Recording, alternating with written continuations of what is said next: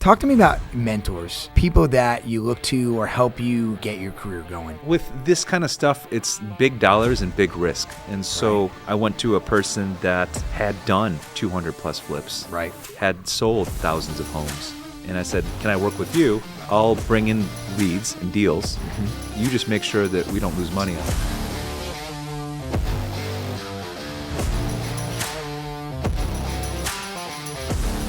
Welcome back to Cashflow, where we talk about turning properties into profits. I'm your host, Jayson. I'm here with Henish. Henish, how you doing today? Really happy to be here. Thanks for having me. I love having you here. Okay, for anybody who doesn't know, if you're a real estate agent, investor, or anything in the real estate industry in San Diego, it's 6 degrees of Henish. Okay, that's just the bottom line. And there's not a person that I've ever met in our industry who doesn't know Henish. Okay, isn't like, oh yeah, I know Henish, or hey, I went to Michigan, or there's always someone who knows you, has worked with you, and the great part is they only have great things to say about you. Just gotta be nice to people. That's it. And I know that reputation is currency, and so I always just try to keep that clean. That's it. Just treat people honestly, and that's it. It's your secret is it's welcome, because there's not enough nice people in our industry. There's a lot of ego. That's true. You see what you see, and then I think a lot of times people will put your guard down when they realize that you're not judging them. Right. Fair enough. President of Cal Home Co., where 60% of your business has been ADUs, correct? Yeah, what we're building right now is mostly ADUs. It's a hot topic, and everyone's got space for it, and it's like a financial no-brainer. Right. The difference is that for you, compared to a lot of other people in the space, your name's on it, right? Your construction company's behind it, and I believe in addition, you also, I think you do luxury stuff as well, luxury builds? We're doing custom homes, and we like those, and they're good because the remodels are hairy, because you can only see so much, and we open a wall and like, oh, this got worse, and I hate giving change orders, and no one likes to get them. Right. But with ground ups, we know exactly what we're getting into. Right. We can get you a bid. It's going to finish at that bid. Yeah. With remodels, it's a little bit more of an art than a science. Fair enough. So we're shifting away from those as much, but that's why ADUs are nice, because they're usually ground up. Right. We know exactly what it's going to cost and get it done. Same with the custom homes. We got the plans. We know exactly what we're doing. We get the material selections done, and there's no surprises. Before you got there, you've had a journey, all right, in real estate. I want you to unpack a little bit about how you got in the industry and, what got you to here. Yeah, first job out of college in 2002 was in the subprime mortgage world. Seemed good. I liked sales, and so I spent about 9 months in Cincinnati after leaving Michigan. So I went to Ohio for 9 months to learn underwriting. Right. Moved to Chicago to do sales. Within the first month, I was the top sales guy. And my clients were loan officers, and we were selling 80-20 stated mortgages on 228 ARMs or 327 ARMs. And sounded good to me. We made good money, and I had a good thing going. I got a little restless, and I got a little suspicious of the market. As early as 2005. Right. Not smart enough to short sell anything or figure that stuff out. But I was like, I don't think this can last forever. This doesn't make sense. It's too good to be true. It started to feel like this was too good to be true. I didn't understand how I was making a good living, and everyone I gave a loan to could afford the same type of property that I lived in. After looking at what they had on paper. Yeah, exactly. So I was like, I'm get underwriting a little bit where this doesn't make sense. So I was getting antsy to either move out of that role or just go travel. Right. And I got an opportunity to move to India, where I'm ethnically from, to run an outsourcing operation for our mortgage company to kind of augment our staff here in the U.S., which was great. I took that opportunity and I lived in India for a year. What's the biggest takeaway? Not just the cultural aspect of, but how many people were you managing? Like, what was it like to manage that many people? Yeah, there's 11 different processes, right? And so they were directly managed by their manager in the U.S. So I was working more as a liaison in India to make sure that the guys were doing what they needed to, fill in any gaps of understanding, cultural issues, any concerns with the managers, dealing with the managers in India. So it was about 175 people that we had there working in those processes, and it was great. We had a company that we partnered with that was in charge of training them, getting everyone up to date, working through the systems. So I was basically the client for the company in India, and so I was the one representative. Got it. which is great. It worked out well. That's why a lot of companies do outsource to other companies, because you can save 75% or more Correct. on your overhead to get data entry, basic stuff done. Right. The voice stuff is tougher in India because they've got tough accents. Yeah. But all the data stuff is easy. And just a caveat on that, if you, as a real estate professional, property management professional, haven't looked at outsourcing back end or administrative tasking, you're missing out. After COVID, where a lot of people were used to working home or got more comfortable working on a Zoom or a Slack type atmosphere, you'd be surprised now that you can actually do a lot using third party contractors that might be in another part of our world. For sure. Even within the U.S., you might as well outsource that. And if it's a results-based job or if it's task-based, you can get it done outside. I like it. Yeah. I personally, in Golden West, we do that as well. So I'm a big fan of that. So you spent your time there, and then you decided to come home. And what year is this, and kind of how was the transition? So I was in going? India from like 2006 to mid 2007. 2007, I got to move to San Diego because the next task at that company I was working at straight out of college was the REO department, foreclosed homes. Good timing. So the president said the department's a mess. It's horrible, and it was I took over an office that had stacks of files. Oh my gosh. 3 feet high, off the desk and on the floors. Was coming. And so I was like, I just came from an environment where we just worked virtually on the other side of the planet. Right. Why are we still inter-officing manila envelopes Oh my gosh. of files with appraisals in them to other offices in Rancho Bernardo, right, in San Diego? So, Go figure. So within 2 months, I turned that process paperless and put in systems to make that all paperless, and sold houses very quickly for the company. Nice. Obviously at huge losses. Right. But at least it got done in 2 months as opposed to 6 months or a year. Right. And so at any given time, we had 2,000 properties in an inventory across the U.S. So I learned a little bit more about real estate then, because we're getting houses in crappy condition. Right. We're having to evict the occupants or cash for keys them, fix it up if it makes sense, Right. get BPOs, manage the contractors, and then sell it and hopefully get some proceeds to recoup some of the losses. A lot of times the bank was just servicing loans they had already sold. Right. So that added an extra layer of complexity in terms of reporting to the actual owners of these notes. What was the learning curve here? You got out of college. Real estate, that wasn't you didn't get a degree in real estate, right? Right, no. So what was the learning curve like? How were you acquiring the experience to be as successful as you were, or as efficient as you were in this industry?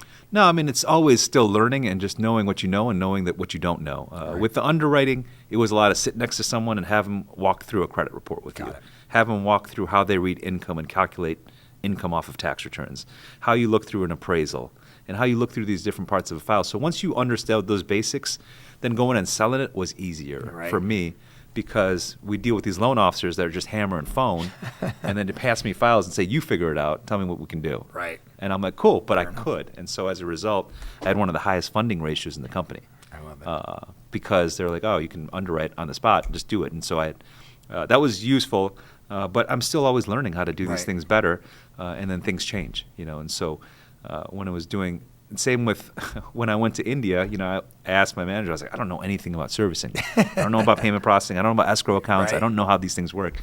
My training was, you'll figure it out. You'll figure it out.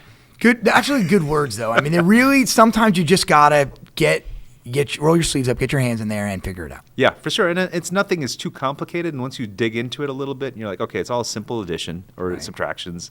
There's no algebra involved. So it's pretty basic for the most part. REOs, great time. We're getting to the market crash. Talk to me about the crash, how it affected what you were doing then, and how you got into basically construction, multifamily, real estate itself, not just mortgages. Yeah, when I was sitting in an office most of the day and signing off on houses being sold and managing my asset managers that were actually in charge of the houses, I would meet a lot of brokers that were all coming in thirsty for business, right? Trying to bribe me with tickets to Lakers games and Louis Vuitton purses for girlfriends that I didn't have and stuff like that. And so I never took any bribes, but I was like, these dudes are out here making an extra zero on their income from what I'm making. Right. Granted, they're working hard, but I was like, I like that they're out in the field. They're not stuck in a desk behind, in a corporate wall for hours a day. And so I like that because I like the variety in business, and I like the sales, and I like to do deals. I like deals. Yeah. And you're kind of only doing deals when you're running an REO department for a bank. Yeah. You know, and so I knew I wanted to get out eventually. I just didn't know how to make that transition, and maybe I didn't have the confidence to go self-employed right away. Right. So I ended up, that company got merged with another company, and I ended up starting to do consulting for a private firm for more mortgage servicing. Yeah. So equally boring job, but at least I was flying around and staring at Marriotts, which is fun for about a year, and Right. then I get restless on that too. Ultimately, I got connected with the guy that had been flipping houses for about 30 years. Got it. Was ready to retire, but wanted to keep his operations going. Sure. And so he plugged me in as CEO of that company here in San Diego. Oh, wow. And so I started that in 2013. Got it. And I understand that you did that for a little bit before you went on and did your own company. Yes. Right. And that's what you have now, Cal Home Co. Correct. Okay. I want to ask you, before we get into the nitty gritty, like, talk to me about mentors, people that you look to or help you make that transition and get your career going. Yeah, with this kind of stuff, it's big dollars and big risk. And so when I got my own company in 2014, I went to a person that had done 200 plus flips, Right. had sold thousands of homes, had managed an organization of salespeople, and I said, can I work with you? Right. I'll bring in leads and deals. Mm-hmm. You just make sure that we don't lose money on these things, and I'll split this with you. And so we did probably about 30 deals that way. Wow. And so that was a good learning curve of how to put the deals together, how to do the contracts, how to manage the project managers. And so that was what I'd advise for anyone to do is when you start this kind of stuff, work with someone that's more experienced. Right. You're going to have to share some of your income, but it's worth it because at least you're getting deals done. Right. And so that was helpful. He ultimately turned out to be less than an honest person. Sure. Okay. And that's where the quote, without accounting, you don't have accountability comes from because we Right. didn't have any accounting. And that should have been my first red flag. Slush fund of money in a bank account. Yeah, and it's all being kept track of on spreadsheets. Like, that doesn't make sense. And not just one bank account. It was like 15 bank accounts. Yeah. That was another red flag, right? So But it's part of the learning process. Like, what you had a career in mortgage, got yourself rolling into the real estate industry, partnered, where you learned experience, but you also learned things to not do the next time around, basically. correct, yeah, in terms of vetting who you get in bed with Right. professionally, right? If Right. I had just done a quick lien search on this person, I would have seen that he had $2 million in judgments from Gotcha. prior lawsuits that he had lost from defrauding other people. That's interesting. Right, and That's so, interesting. the con man stands for confidence, and, Yeah. and I had confidence in him because I thought he had all this success, which he did, but maybe he squandered the money just as fast. Right. When you got going to start your own company here, let's talk about, now you got some experience in your belt. What was and what is your investment philosophy? What are you focused on, and how are you making that work? I think one of the first things to invest in is good people. Absolutely. And having good people that trust you and want to work with you and have some loyalty to you is useful. So I've had people that have been working with me for 10 plus years now. That's amazing. And a lot of people stick with me for a long time, partly because I'm helping them advance their careers and their business opportunities. So that's helpful, Right. Because now people that work with me know that they've got me on their side. Absolutely. And I'm just going to shamelessly plug that you are, again, a testament to you and the people I know in the industry. I have seen you and watched other younger individuals in this space go to you and learn from you and sing your praises because of the experience and knowledge you've imparted on them. Yeah. So it's awesome. It's awesome to see the younger generation learn from you. Happily, and it's I'm happy to share it, but at the same point, it's always nice when people are like willing to accept it. Right. Don't Sure. don't think you know Do the everything. work. Yeah. There's a lot of puffed up chests. It's unnecessary. Just be humble when you need to be, and Ego. try to be cooperative, because even if you're on opposite sides of the transaction, you're on the same side of business, which is get the deal done. Right. And so Well, let's talk about deals. Right. What is that? What drives you? What motivates you? I like to get deals done. I do. I do. And it's not always the numbers, because it's also terms. Right. It's also creative financing. Is it, can you get things that work for you that help make the deal more palatable that also works for the seller? Right. And so a lot of the deals that I've gotten through are like that. right? Where I'm getting subject to deals, right, to their existing financing. Seller carries, long escrows, lease options, and I've done all of these a bunch of times. And a lot of times it's just asking and then explaining, and if it's a fit and they say yes, well, cool, that's a win for me. Tell me about the deal tree. Like, how does it come? And more importantly, like, how do you pick a deal? Yeah, I get deals from a lot of times internal from my own staff that are either out door knocking or lead genning, however they do, and trying to get direct to seller as much as possible for houses and stuff, or just properties and land. Also trying to increase my agent network of people that know me that aren't part of my organization that still work with me because they've sold me houses or would like to. And knowing that when I say no, I don't just say no. I say no because, and hopefully make it an educational experience so they can drill down on my buy box, or so they know how to set expectations with their client better of why this will or will not work for an investor buyer or for a cash buyer versus putting it on the market or trying to find another end user buyer. So are you telling me with all your networking and all the internal tools that you have, you're saying no more than you're saying yes? You ask that like you're surprised, but you know that's the answer, right? Absolutely. You're teeing me up. And yes, at least 9 out of 10 times I'm saying no, probably higher than that. It might be 99 out of 100 times. Is that the key to your success? There's not just one key, but it is being prudent, right? It's also trying to pick the things that are going to win, and a lot of times it is an emotional decision, right? I get to a house, I'm like, oh my God, it's a great view, it's a great location, it's got a lot of potential, and so then I might overpay for a house, right? So for example, I just did that recently in Scripps Ranch, where a client that I met said, hey, I'm interested in this house, can you run out and meet me on a weekend? I'm not really a weekend type, drive buyers around type person. I'm like, I tell you what, if you guys go check it out and you like it, I'll be there immediately, and we'll write that offer up.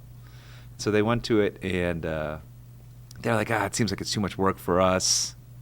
And I was like, I get that. And so I wanted to go anyways. I was in the area, so I was like, let me pop in. And I was like, are you sure you don't want this house? Because if you don't buy it, I'm buying it. Right? Because I liked it a lot. I was like, I could see my family living here. It's corner lot, long driveway, pool, golf course, the golf putting green thing, half-court basketball. Nice. It was like, checked all the boxes. And he's like, ha, ha, ha, that's funny. And I didn't. So a month later, I sent him, like, a gift. And he's like, what's this for? I was like, well, thanks for leading me onto that property because I bought it. He's like, you did? I was like, well, yeah, I wasn't joking when I said I'm going to buy it. But there's 13 other offers on it. Whoa. And I wasn't the highest offer. But it just came down to creating that rapport with that listing agent. Letting her know I was going to get it done. Like, I'll close it, And it's because the offer they had accepted jerked them around, asked for a massive price reduction. And, she just wanted someone that would perform and did what they said they would do. Go figure, And so I did, and now she's happy about it, and we're getting that project done. I'm really excited, but that was an emotional purchase because I was like, I'm going to have to break some comps to get this thing sold and make some money. And I guess I would follow that with, like, what is then the ideal investment? Is it a location? Like, what are you looking for? Because just as you described, even emotions will get involved in some of the deals. So what's your go-to?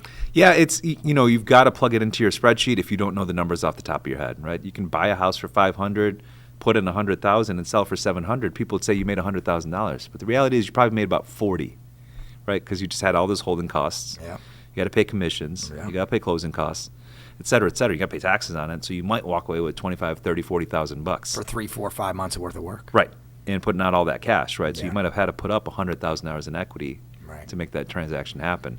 So when I'm looking at deals, I'm looking, can I make at least $50,000 or $60,000 net at the end of this thing? That's my goal. Got it. And if I hit it out of the park, could I make 100? So that's amazing. Is that an example of one of your better deals, or tell me a deal that you love that you think back on, like, hey, I did it this way and it worked out well? We had a house up in Mount Soledad, and it was another house like that Scripps Ranch house I was telling you about, where beautiful I was area, like, beautiful area. I like this location, and I could see through the jungle that was the backyard. There was a jungle in the backyard. It was on the code compliance list. God, I was going to get fines. Because they were getting fines, and that's why the person ultimately sold, because of code compliance getting involved. And once we were getting it done, I was like, man, I could see myself living here with my family. It wasn't. It was a great location, but it wasn't where I wanted to live versus where I do now and where we preferred to live. but I knew that some other family would pay a premium to get that. And so we bought for 1.1 million, put in about 400,000. At the time, comps were around 1.5, 1.6. Got it. But I sold it for 2 million. Wow. Okay, got it. Because I knew someone came in day one, said, take this offer right now, we're giving you full price. And I was like, that's pretty good, I'll take that, you know? Yeah. And we didn't even get to show it to any other people. Really? Yeah. How much of this is the market that we're in, and how much of this is underwriting a deal? And let me back up by saying, like, where'd you learn to underwrite a deal? Like, underwriting is underwriting. You learn the loan underwriting. That's different than trying to do the flip underwriting. But, from my first mentors that I had, the first company that I was working with temporarily for about 6 months, and then a second mentor where I did about 30 deals, we had various versions of like a flip calculator. Okay, got it. And so you plug in the purchase price, you plug in your estimated rehab, plug in how long it's going to take, and all your variables for how much your hard money costs. If you have second lien investors, how much that costs. Right. If you're having to split this with anything. So it's all in there, and then it'll tell you how much your net profit is. Got it. And so I do those calculations in my head now because I've done this enough. Yeah, right. But I still have it. I still Got have it. those spreadsheets.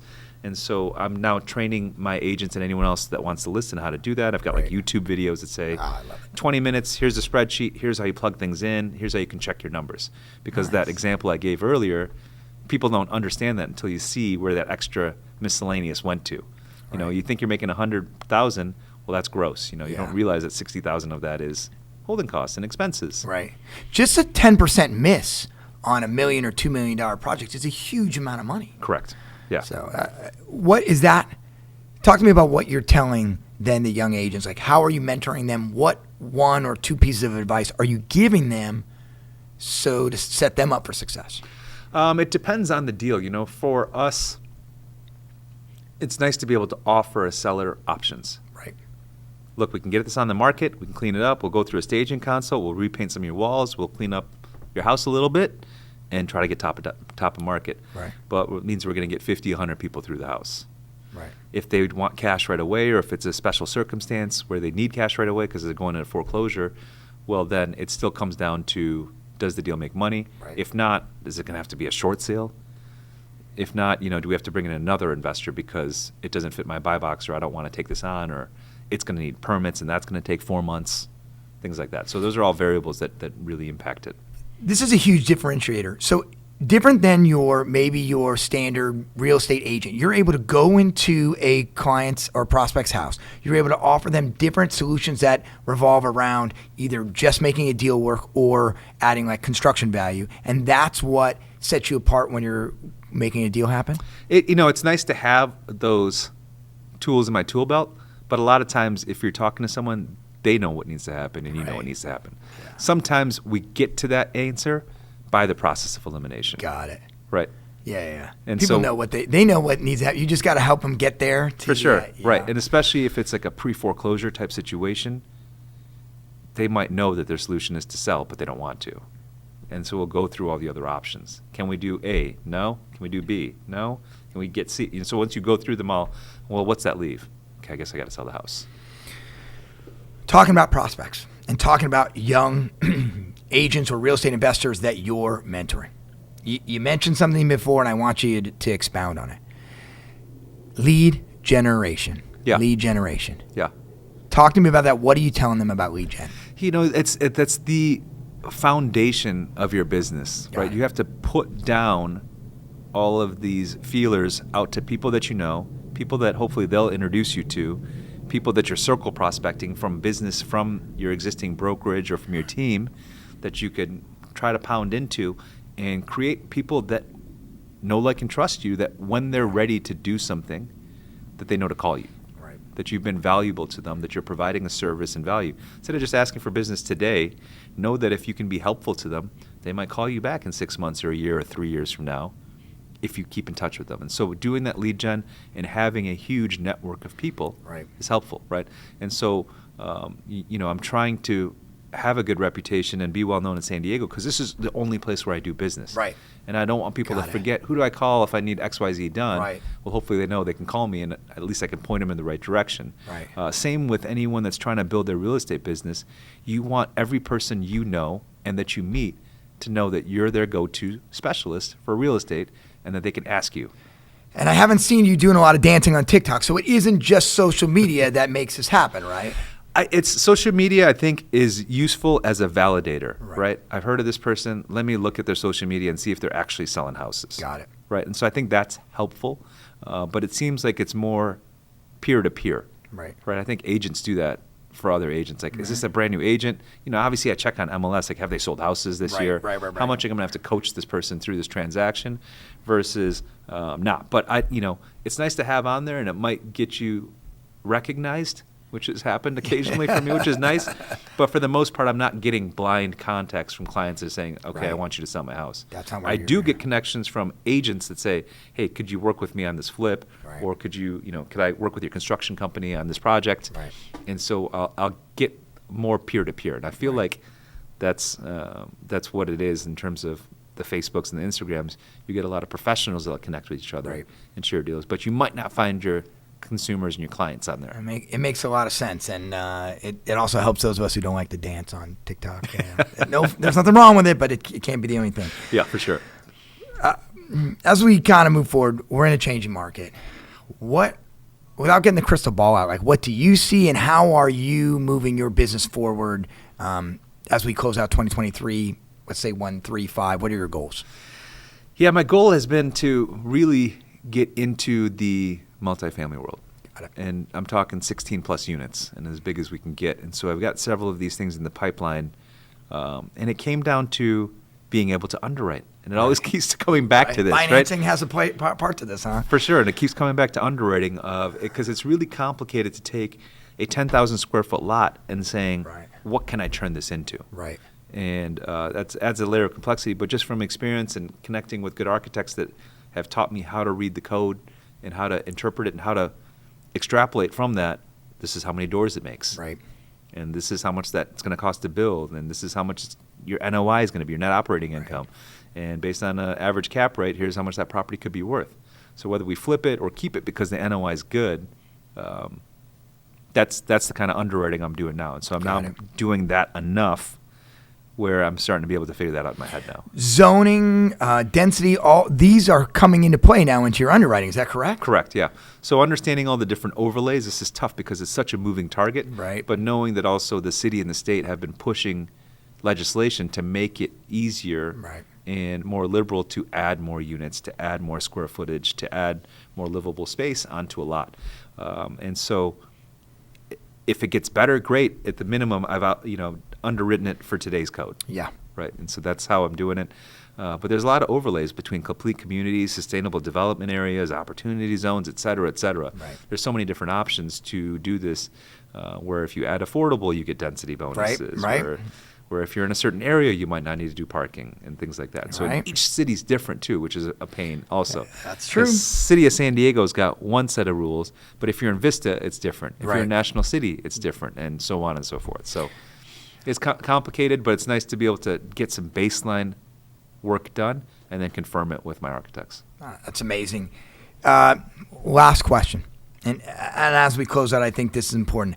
What are you going to tell someone who wants to get into the multifamily space or the investment space? What are you going to tell them for someone brand new? What are you going to guide them with? Yeah, you can't shake enough hands, one. And two, get one or more partners, that know what they're doing. You can't partner with your buddy that doesn't know anything, right? Find someone that knows what they're doing and saying, can I work with you? Can I provide value to you? Right. And along the way, you get to learn everything they know. And so that's the way to do it. With all the success that you've had, I mean, obviously that's fantastic. Now that you're in a different space, what have you been doing passion project-wise? I mean, we do this stuff more than just for work or for money or even for family. What are we passionate about? What do you have going on in that space? Just for fun? Is that what you're getting at? I don't have like a passion project like I'm like saving people in Haiti or anything like that. Not yet? Gosh, no, I don't have that. I thought you were. No, but I do. I'll admit I volunteer on the board of a women's health center. Nice. And so it's offering birthing and natural birth solutions for women. That's awesome. That don't necessarily want the uncomfortableness of a hospital. Right. So that's near my house, and I've been on the board of directors for that thing for about 3-4 years and trying to encourage it. And it's nice. We've got some pretty generous donors that have given substantial funds that we can give out to people. Right. and allow them to experience a better birthing or post and pre-pregnancy experiences versus having to go to a hospital. It's better when we've gotten enough nickels to be able to do things that help others than just, putting them back in our pocket. So for sure. No, that's a nice thing. I do like that. And that helps a lot for mortality and emotional well-being as well, right? Absolutely. Mental well-being. I can't thank you enough. Again, Henish, I can't say enough good things about you that other people in the community already know. You're a staple to a lot of us here who have been around in the industry, and I'm like, oh yeah, I know Henish. Oh, I've done a deal with Henish. What a great guy. Thank you so much for imparting your knowledge and your information to our listeners.